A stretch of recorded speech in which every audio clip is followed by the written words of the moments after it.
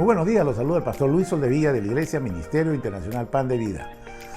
Bienvenida a toda la familia Pan de Vida que nos acompaña domingo a domingo y bienvenido a cada uno de los hermanos y amigos que se conectan con nosotros por primera vez.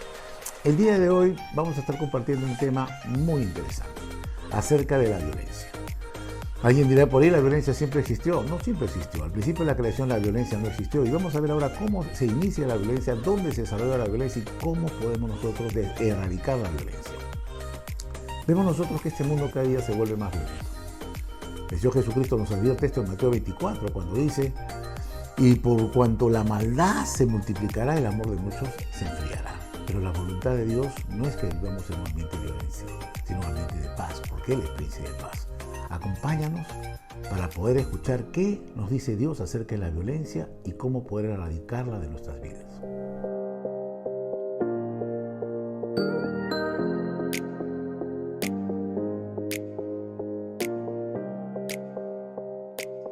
La palabra de Dios nos dice en el libro de Isaías, en el capítulo 60, en el versículo 18, dice así: nunca más se oirá en tu tierra violencia, destrucción ni quebrantamiento en tu territorio, sino que a tus muros llamarás salvación y a tus puertas alabanza.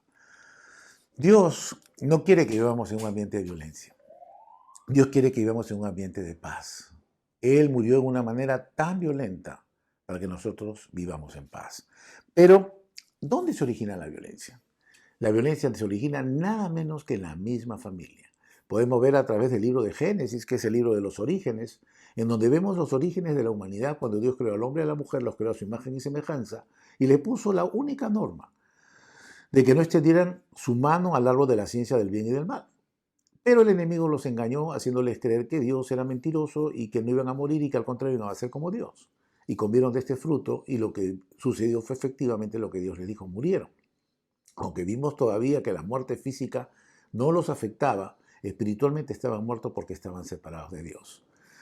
Y por lo tanto, a partir de ese momento, la naturaleza de Adán y Eva, la primera pareja en la humanidad, se degeneró, se volvió una naturaleza caída y tuvo una serie de consecuencias nefastas. La primera consecuencia que vemos de su descendencia, porque Adán y Eva tuvieron a dos hijos en un primer momento, a Abel y a Caín. Y vemos cómo una de las primeras consecuencias de su separación con Dios, tanto de Adán y Eva y evidentemente de su descendencia, fue de que ahí nomás, en la generación siguiente, en la de sus hijos, Caín y Abel, Caín su hermano mata a Abel, por cuanto la ofrenda que había ofrecido Abel había sido acepta a Dios y la ofrenda que Caín había ofrecido no había sido acepta a Dios por razones del corazón. Dios no mira primero la ofrenda, Dios mira primero el corazón. Por eso dice: Dios miró a Abel y su ofrenda, y Dios miró a Caín y su ofrenda. Una la aceptó y otra no la aceptó, porque Dios no está obligado a aceptar todas las ofrendas.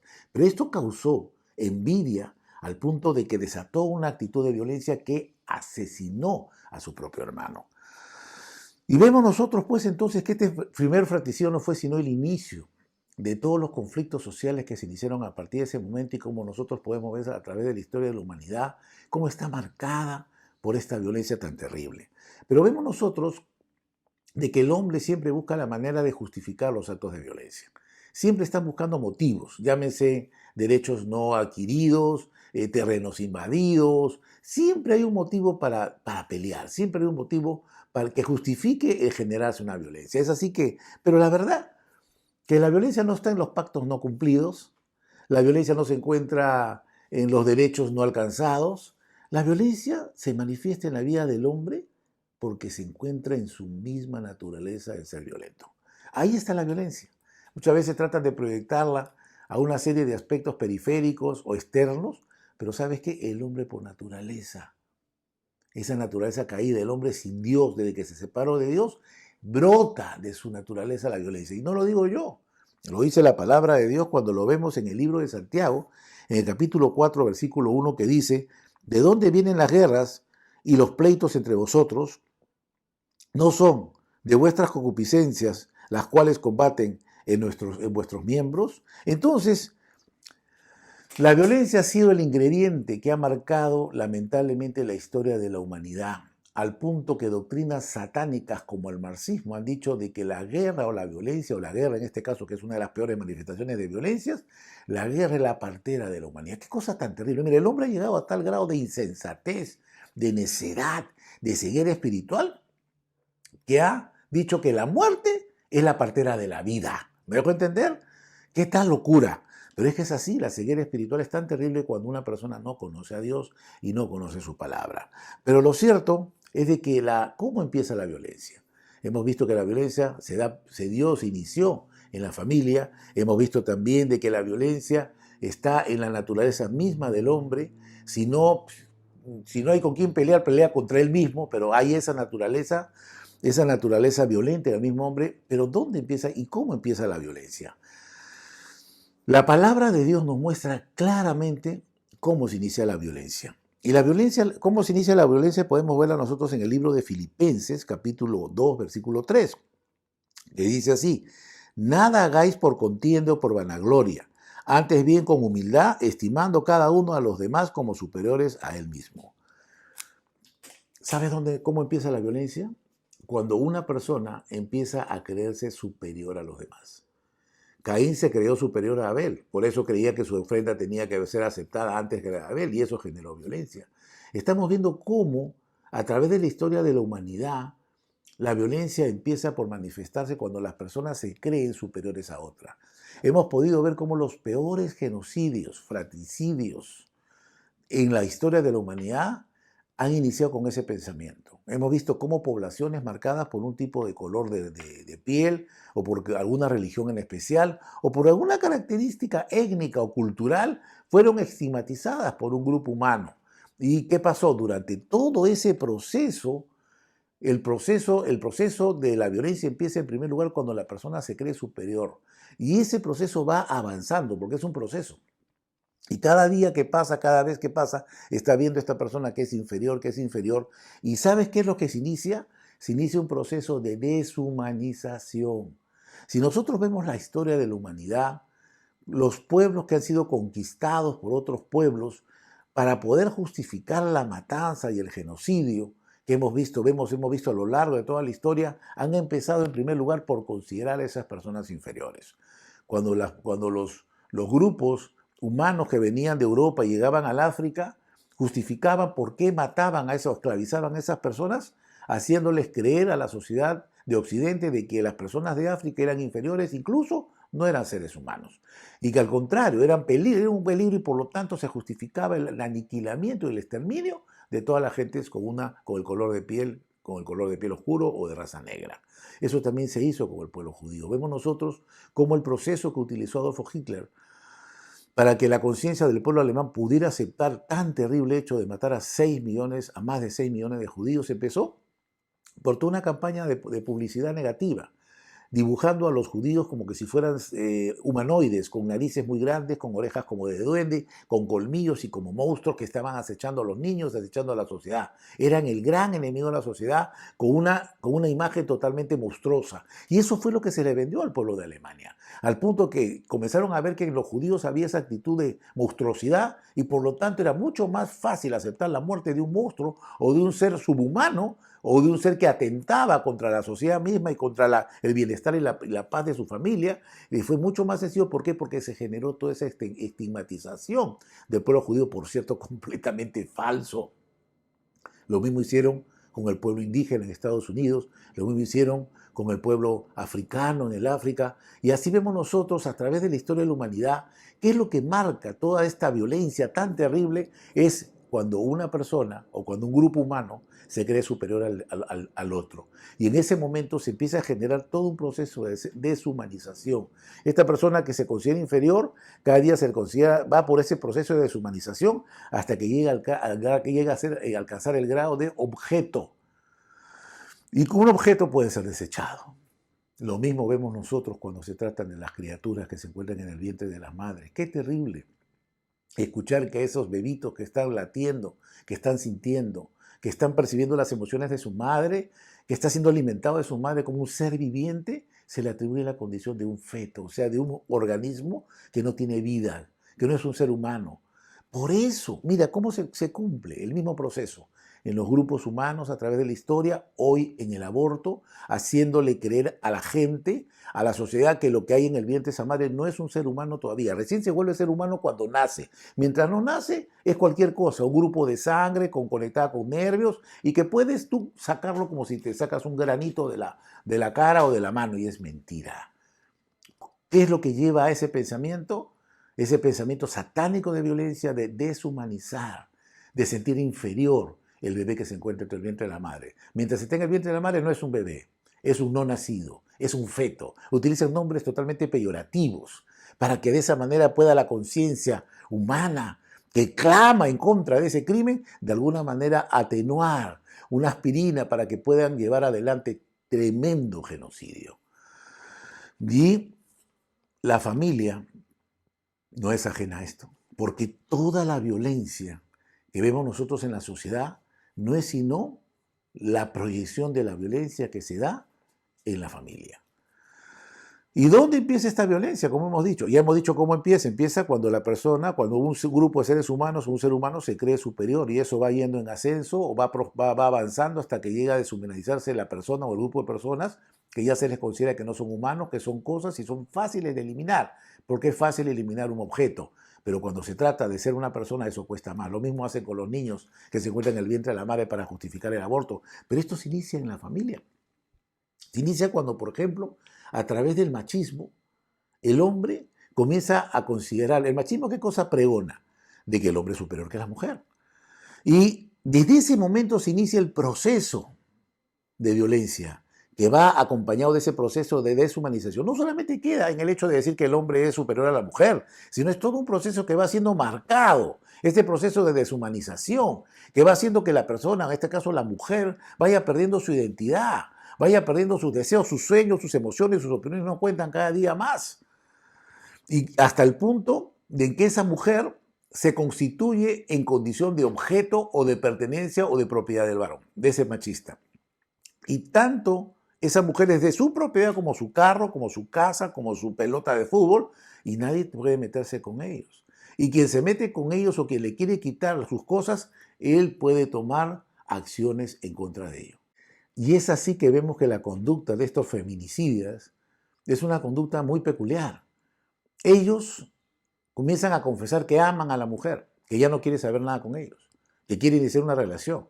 Pero para estas personas, como ya la mujer está en grado de objeto de su propiedad, entonces sus opiniones no cuentan. Ni sus deseos, ni sus sentimientos, porque es su propiedad, es como si fuera su pelota de fútbol, como dije hace un momento, sus muebles, su carro, su casa. Así como una persona defiende su propiedad, él también defiende su propiedad y de esa manera se siente justificado el por qué no permite que esa mujer pueda iniciar una nueva relación, porque es su propiedad. Porque eso no empezó allí, empezó con el proceso de deshumanización que empieza cuando se siente superior a la mujer, por ese machismo tan satánico y tan terrible. Y al final, este feminicida, cuando ve que la mujer insiste en separarse, en no continuar con él, en empezar una nueva relación para la cual tiene todo el derecho, este hombre toma su vida. Porque según él está defendiendo sus derechos, según él está guardando y está defendiendo su propiedad. O sea, mira, qué terrible el proceso de deshumanización, que empieza con sentirse superior. Pero algo muy peculiar en la conducta del feminicida es el siguiente. Estos mismos individuos homicidas comienzan a generar toda una atmósfera de violencia contra sus mujeres. Pero si nos ponemos a analizar, no son cualquier tipo de asesino. Si nosotros nos ponemos a analizar el comportamiento de un sicario o de un asesino, el sicario o el asesino no tiene ningún tipo no tiene ningún tipo de obstáculo para poder matar a cualquier tipo de persona, sea anciano, joven, mujer, hombre, no interesa. Él mata sin discriminación. Pero el caso del feminicida tiene un comportamiento peculiar. Él es violento solo con su mujer, solo con su pareja, solo con su esposa. Pero con todo el resto de la humanidad es un lindo gatito, es un hombre manso, es un hombre que no mata ni una mosca. ¿Por qué esa dualidad? Porque se ha germinado en la mente y en el corazón de este hombre que esta mujer es de su propiedad. Él no es capaz de matar a nadie, no es asesino, pero él está defendiendo su propiedad. Mira qué tan deleznable, tan terrible argumento.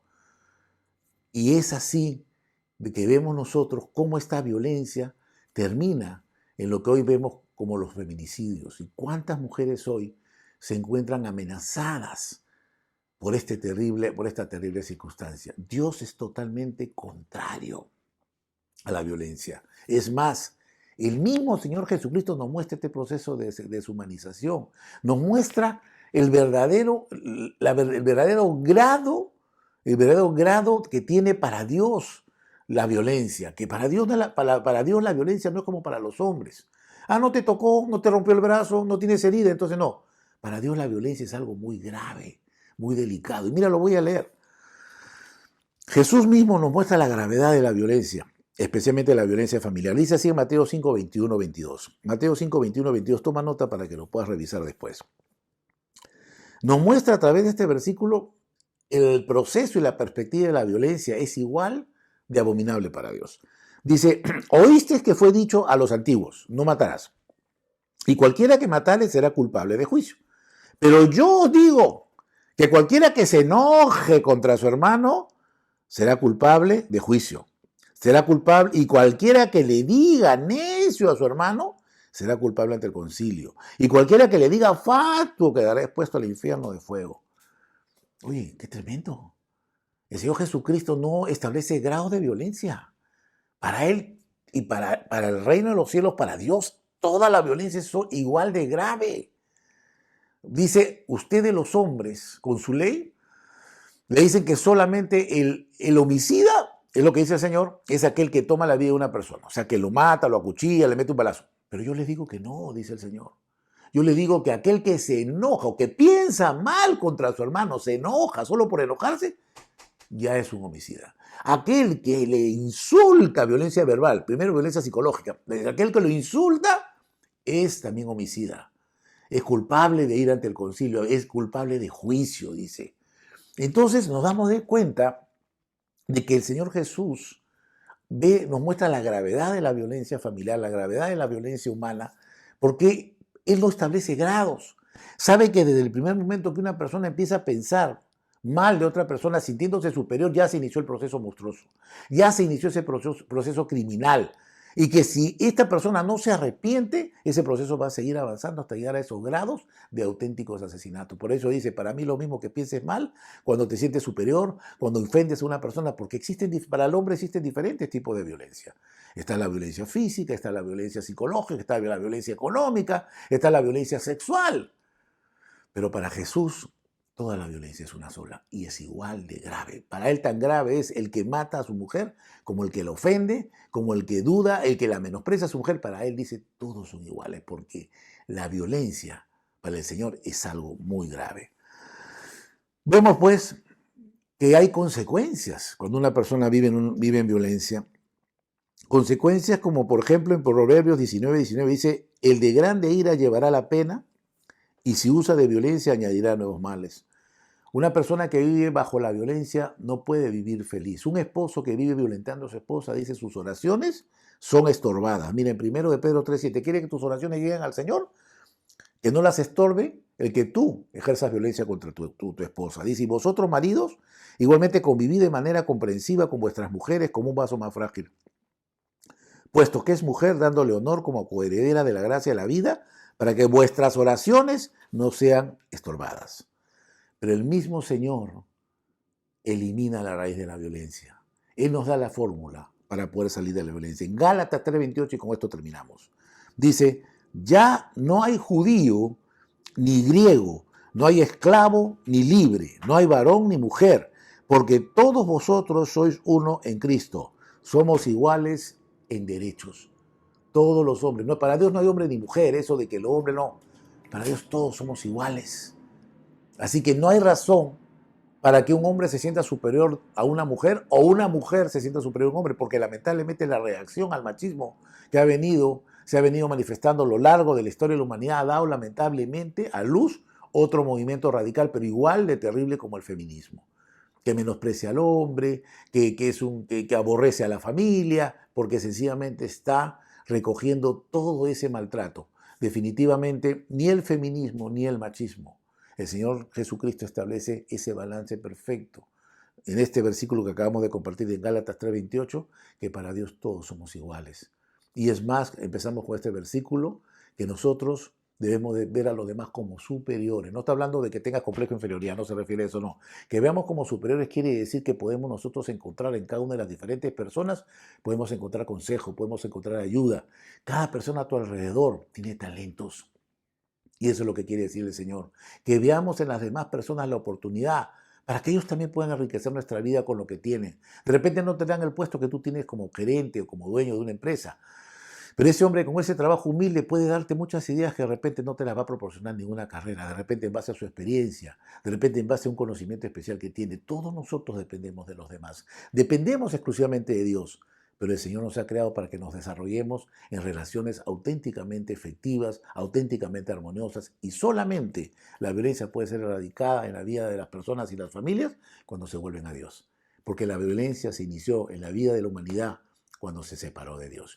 Y hoy tú puedes volverte a Dios. Si estás viviendo tú una vida, estás viviendo en tu familia una atmósfera de violencia, de repente de violencia psicológica, de repente aún no han puesto la mano a nadie, a tu mamá, pero el grito, la amenaza, la manipulación, la intimidación gobiernan permanentemente tu hogar y te encuentras sumergido o sumergida a esa vorágine de violencia. Yo te digo algo, ningún psicólogo, con el respeto, yo quiero mucho, estimo a los psicólogos y a todos los profesionales terapéuticos que son tremendamente bendecidos, pero esta raíz es espiritual. Esto no se maneja a nivel del alma, es más allá. Y tiene que ver con el espíritu. Tiene que ver con la presencia de Dios o de las tinieblas en tu casa. Si tú realmente quieres que la atmósfera de paz venga a tu hogar, a tu matrimonio, vuélvete a Dios. Vuélvete a Dios y a partir de esa posición en Cristo, tú vas a hacer que tu esposo, que tus hijos, o en tu caso, hombre, si tienes problemas con tu esposa, que tu esposa y tus hijos, o tu hijo que tiene veces esa atmósfera con tus padres, puedas ver cómo la atmósfera, cómo la luz de Jesús va a poder encender esa oscuridad en la cual se encuentra sumergida tu familia. Pero se empieza por el principio. El Señor Jesucristo para eso vino al mundo. Para morir por tus pecados y por mis pecados, para llevar toda violencia en sí mismo para que nosotros tengamos paz, llevando todas nuestras enfermedades, llevando todas nuestras maldiciones, llevando nuestras pobrezas para que nosotros vivamos en libertad, en paz. Él fue angustiado para que tengamos paz. Ese mismo Jesús murió y resucitó. Y hoy millones de personas o miles de millones de personas no gozan de estos beneficios porque no conocen y por lo tanto porque no creen, o porque lo conocen y no lo quieren creer. Hoy tú tienes la oportunidad más grande de tu vida, mi querido amigo. No la de cambiar de religión, sino la de cambiar de vida. ¿Quieres realmente que la paz de Dios empiece a gobernar tu vida, tu familia, tu matrimonio? Pues empieza por ti. A partir de ahora, invita a Jesús. A través de esta oración de fe que vamos a hacer, invita a Jesús para que Él que murió y resucitó entre en tu vida y pueda cambiar tu vida y tus circunstancias. Te invito a que hagas esta oración en voz alta y con todo tu corazón puesto en el Señor Jesús. Repite y di así: Señor Jesús, hoy he comprendido que la causa de todos mis males han sido mis pecados y por ello te pido perdón. Te abro mi corazón y te recibo como mi Salvador y mi Señor.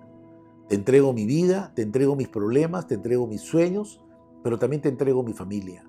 Quiero poner especialmente mi familia en tus manos, Señor, para pedirte que tu paz invada mi vida y la de mi familia. Que toda atmósfera de violencia salga definitivamente. Te lo pido esto en el nombre de Jesús. Amén. Si has hecho esta oración por primera vez, quiero felicitarte de todo corazón porque hoy la paz de Dios ha llegado a tu vida. Y aparte, así como la violencia es un proceso de deshumanización que termina en el asesinato, en el aniquilamiento de las personas, así también la paz de Dios va a empezar cada día a trabajar más en ti y a través de ti en tu familia. Si quieres conocer más a Dios, te invitamos a los cursos que damos en el Ministerio Internacional Pan de Vida. Los cursos se llaman Conociendo a Dios. Tú vas a poder conocer cada día más a ese Dios que te ama con todo su corazón y que hoy está morando en ti. Y vas a conocer todos los planes que tiene para contigo y para con tu familia. Y están saliendo en este momento las direcciones para que tú te puedas comunicar con nosotros y nosotros gustosamente te vamos a atender. Bueno, me despido, Dios mediante, hasta el próximo domingo. Que Dios te bendiga.